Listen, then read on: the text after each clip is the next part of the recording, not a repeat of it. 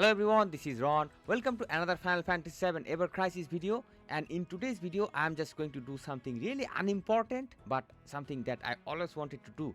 That is to talk about the weapon names. Not really the stats of the weapon, not really the elements or damage anything, rather than the name. And the names of different weapons in these games are decent, but especially one character has certain weapons that is on the next level, and that is going to be Sephiroth. I think Sephiroth's weapons, their names are totally on the next level. So let's start talking about the latest weapon. The latest weapon that has added to the game is known as Ashura. It's a fire based weapon. Now this name Ashura might actually give us a reference to two different religious aspects. First of all, in Islamic religion there is a festival called Ashura, where there is a background story of course, but in these days or in ancient times also, people used to celebrate this Ashura, and while they do this celebration, they used to hurt themselves. They used to hurt their they will go shirtless on the street without any shirt, and they will hurt their bodies with swords, knives and something like that. Not hard enough to kill themselves, but rather to bleed, and the intention is to bleed and to do some sacrifices to show some honor to the tradition. I will explain probably those things in details in some other videos, but this is one of those things that happens. Now another important reference is to the Indian religion. In Indian religion, that is Hinduism, there is a demigod or anti-god known as Ashura, and there is a lot of them. They are bad people, bad deities or kind of demonic figures, and their job is to fight against the good gods and destroy the humanity. So I think this weapon clearly has a reference to both of these aspects of religion. First of all, these type of swords are used in many religious festival, and also the evil nature of the Ashura itself.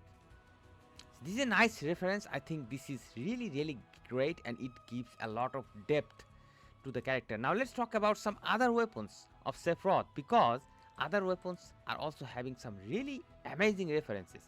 So let me find Sephiroth's all weapons. And first of all, this Radiant Age. This doesn't really give me too much references, but we can talk about it a little bit later because there are better ones. Dark Heavens. Look at the name.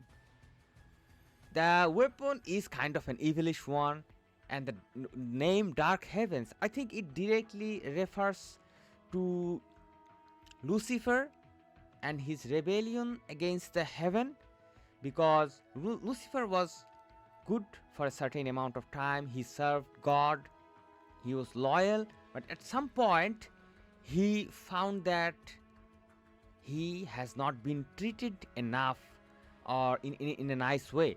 He deserved a little bit more, he thought, and then he made a rebellion against the heaven, God and humanity.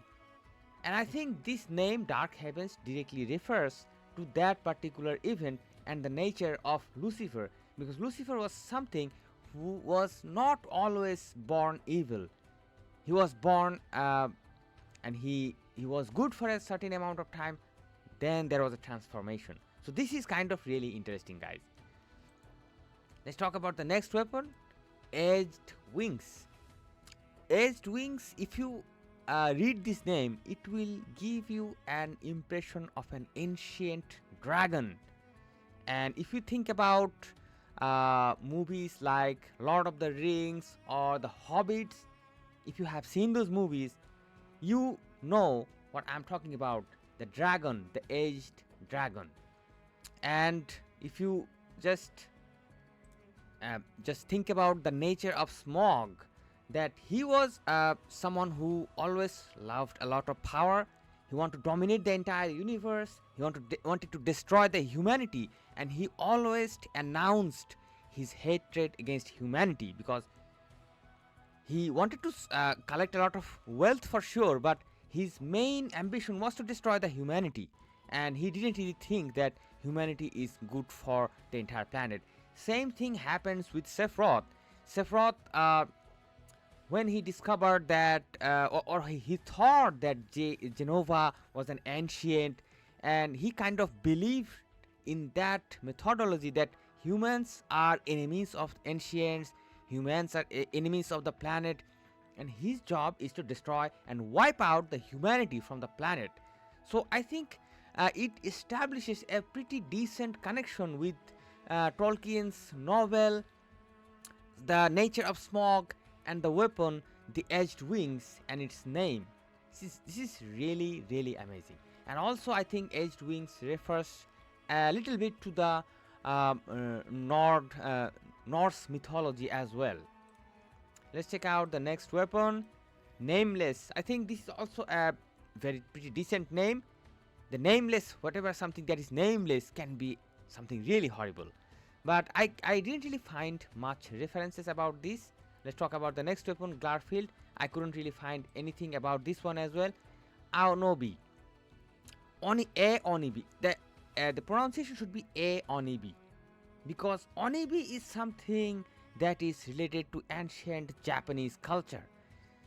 Onibi means ancient Japanese ghosts or spirits that derived from dead human being or animals. So this is connecting us to the mythical story of ghosts and spirits who are not really too much friendly with human being, because when they return from their grave or from the another world, they're kind of always hostile to the humanity. So this is a nice reference to the ancient Japanese spirit culture. Absolutely nice to see that. Northern Lights. Northern Lights is going to specifically refer to Norse mythology, and this refers to the fact that heroes lighting up in the sky. The Vikings always believed that the Northern Lights illuminating the sky, whenever the Northern Lights illuminates the sky, they are the reflection of Valkyrie's armor, and Valkyrie is a Norse goddess of war. And also another legends believe that the aurora or the reflection of these Northern Lights are the breath of the soldiers who actually died in the battle. So this is really good to know. That is totally, it's connecting to the North mythology. Let's see what else we have. Prototype Crimson Blade. I couldn't really find enough references about this. I'm going to search about these weapons that says alloy sword, mithril, type of katana, and Shinra blade. I think all these weapons, these last 4 weapons, are connected to the story of the game, but the other weapons that I talked about are totally connecting this character to the grand scheme of mythology and literature, which is really, really rich and amazing to experience. So I hope you enjoyed this video. Thank you for watching. Don't forget to support the content, support the channel, and I hope to see you guys soon in some other videos. Till then, stay awesome and peace out, my friends.